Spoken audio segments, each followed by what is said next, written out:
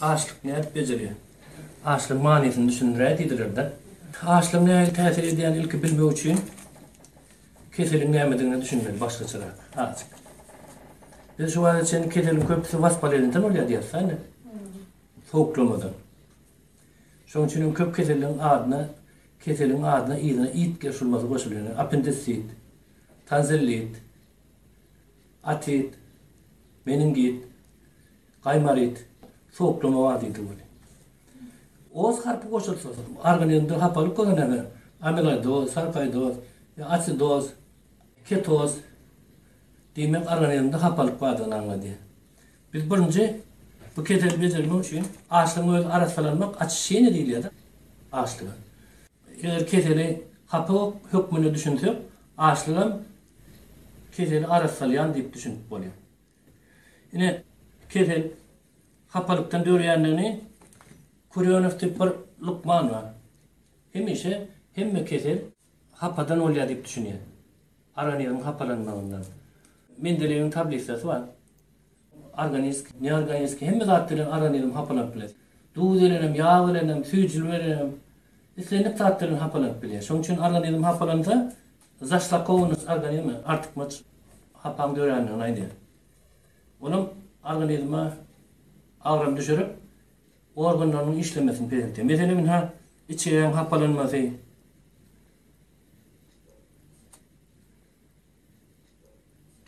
kan damarların hapalanmasını, yağ ile dıkılıyor.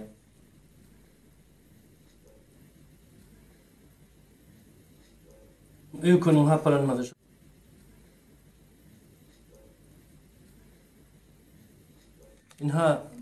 Bağrın hapalanması. Gidirin nefroz. Şu böğrüğün neyle hapadan dolayı. Filtrelerde kalıp araniyondan çıkmalı atlar çıkıp bilmeyen özüne toplanıp kalınma. Adamda kakılığın toplanıp biliyor, sizin toplanıp biliyor. Neyme diysen toplanıp biliyor araniyondan. Araniyondan zaşlak kovunuz deyip düşünce verenlerine şu öcük ağrı soğukluk intersitse değil ya da şu öcük ağrı soğukluk kapalanıyor köplenç. Ne bir tane hapa su, bir tane arasfalanıyor. Şunun için keteli araniyonun hapalanmağı deyip düşünüyorlar. Mesela bir ağrı işemiyor. Yankı bölközün damarda kılıyor. Yağdan. Ya da diğeri başka ketel, böğrüğün kıy ya bağırın kıy. Hapadan da kılıyor, şu böğrük ya bağır işlemez keseliye. Şeyde araniyonun hapalanmaklığı doğruyor. Araniyonun hapalananını adam her türlü zatlar duyup biliyor. Ağırlık duyup biliyor, ağırlar duyup biliyor. Pipet başlıyor. İstörep başlıyor ennamınla. Boğunlar ağır başlıyor. Kan ağal uğruyor. Kan ağalmaklığım hapadan dörüyor. Neyse demir koyuyorlar. Adamın kanı köpürsün diyor. Almiydirler, naridirler, yine köpürüp bilmiyor. Kanın düzenindeki eritrositler dilin üstünü yorkalıyor, ya da sonlar yorkalıyor. Hemoglobin demirden olan son o mağni tökmünü yermiş ya da eritrositin yönü. Şol yermiş bilmiyor yönü doğru. Böyle diyorum sen hemoglobin normal olsa şol bolup bilinen şunlar arasında yermişen yönü. Hemoglobinler. Eğer hapı olsa yönü hemoglobin yermiş bilinen şunun için organizm arasalasan kan köpürüyor. Ne yazıp arasalamak organizm. Fizyolojide şu aç edilen şu adamın organizmde neye mi arasalıyor? Monositler arasalıyor. Makrofag değil, monositlere başlar.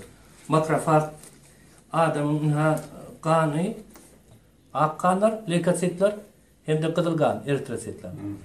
Şu leukositler adamın içine hapalarını, mikroplarını, yağlarını, duzlarını yiyip arasalamak için dördürüyorlar. Yine şu leukositler duruluk oluştu oluyor da ne bunlar neitrofil, bazofil, eozinofil, monositler. Şu monositler en güçlüsü. Buna fagosit değil ya başkaça. Fagosit demek, faga demek, imek, sit demek öcüktür. Bozulan öcüktür, hapa öcüktür, ketel öcüktür, karran öcüktür demek. Fagositoz adamda fagositoz geçti. İçine öyle arasılar. Yine bunlar hiç oyunlanaklarken. Ne yapıp oyun normal şunu. Bunlar hemmesi oyu gelip bir olsa organizm. Bunlar ağırak mikrobi yiyen olsa. Bunlardan onun neşesi köpüp bile mikropları. Adamın düzümünü bir yarıma kilograma çenli mikroplar opuluyor. Durlu mikroplar. Şurada şu fagasitler bu iyi gelir. Ne iyi işler, ne ehli işleri. Ne ağaçlık doğrunu fagasitler oyanlar. Ne ortada duranlar mikroplar, taşındaklar, lekasitler, fagasitler. Şu bar ilki kislet tabloları, ölçükleri, mikroplar eri diye. Son kisleta eriden son bar fagasitler, eren mikropları iyi. Ne kisletan köpürtmeli fagasitler oyanırma için. Yani esası sonra sol. Ne adam ağaç vakti ne aşağıdan içi boş. Görüyor musun? Divarları aşağıdan divarları kalındır. Şunun içine kisleta yerleşiyor. Şu kisleta adam iğne vakti ne iğmit düştü. Şu divarlar inçeliyade yani iğmitin üstüne kisleta koyuyor. İğmiti erediyor. Adam iğmedik vakti şu divarına toplanan kisletalar küçük damarlara, kapillerlere sinip adamın kan damarına aylanıp başlayalım. İlk kiçayla olsam ulayla o geçiyor. Sonra ettirip adamın tutuş innamına turşuluk gayriye. Adamın pıhaşı ütlüye. Yani pıhaş çaktın alsa ütlep birine alanilm öyle goğrayan mekanizmleri var. Goğraya artık baş kisletanı yayradan alanilm. Adamın innamına kisleta yayrap başladığım yani kıymanatitler oynuyor. Şunlar oynuyor da içindeki mikropları ip başlayalım. Şeydip adamın organizm arasaları tapağı yok, bağır ne olsun, böğreği ne olsun, kör çögesinin içinde ne olsun, anginası ne olsun, kaymarıydı ne olsun tapağı yok. Bir yerde mikrop, irin daha toplanan oldu, hemmesin arasalar öyle iyi. Yine mekanizmi. Fagasitler geliyor, nüştade diyeli mikrop toplantıdır, görüyor musun? Şu kan damar veren geliyor, fagasitler çıkıyor kan damarın içinden, bak mikropları yiyorlar. Sonra ip bulun sonra, arasalap bulun sonra limfatsite uğurluyorlar. Limfatsitler o da remonde diyen, adam organizm remonde diyen ölçükleri uğurluyorlar. Yakında yumurluğun atları uçtan sonra dikel diyorlar. Yine internet açık görümüzde işte okap oluyor. Yine клетки крови лейкоциты diye de. Моноциты. Моноциты – это группа клеток лейкоцитов, предназначенных для ведения боевых действий именно в кислой среде diye. Adamın organizminde başka da kimikatlar olup geliyor. Klor, azot, pestisit, renkler var, konservantlar var. Şu adamın organizminde toplam, onun sözünü yere dermansa o kimikatlar birbirine karışıp kasan beter adamı organizminde avran düşürüyor. Şunun için biz her eden adamı değil, arasanadık. Adamda iki tane imtlenme var. Endogenli bir tane, egzogenli bir tane. Endogenli diyen adam içindeki zatları ip başlıyor. Egzogenli diyen taşından imitlenmeli. Adam bir küçüğünü iğmese içki zatları ip başlıyor. Yani turşuluk köpölüyor. Turşulan zatlar içindeki gerekmeyecek zatlar erediye legatsizliklerim iyi yaşadıklar. Şeydip adam arasarını. Günlük adam ağaç gelenine 700 orandan bir kilo açelini horlanıyor. Bir kilo iğmit adama günlük gerek iğmiti. Şunu öz içinden takıyor. Şunun için siz bir kilo horlanıyor günlük. Öz içindeki gerekmeyecek zatları iyi. Köp lukmanlar korkuyor. Ağaç dursan aşağıdan öz yere, öz bağırını yer. İğmiyse veya bıçak öz kıyını kesmez ya da öz DNK belirlikli zatlarını adamın öz önün kisletası delmiyor. Yine lukmanlar kisletanı köpüldüp beceri verecek koyar, o daşık kisleta, o adamı özüne ziyan ediyor. Şunun için köp, 10 ampula kolayıp vitamin C uruk görüyorlar, kisletasını köpülecek. Ya pirekisi çırp görüyorlar. Yine o aşkarlarının analik geçenden sonra, ondan sonra aşkara oluyor, o kisleta elinden yayrak veriyorlar. Eğer yayrağında da o çizorodni kisleta. Mikrobun öcüğümü ya adamın öcüğümü olup hayvarıp duranak, o ikisini hem eredip biliyor.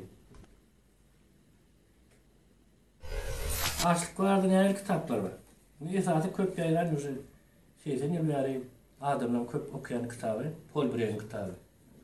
Açlığın kudreti diyen kitabı. Bir yönü köydürle yazılan Lukmanlar için gerek koysa esası şu Nikolayev'in okuçusu Vaytovich'in kitabı, Lukmanlar için öğren koyun kitabı.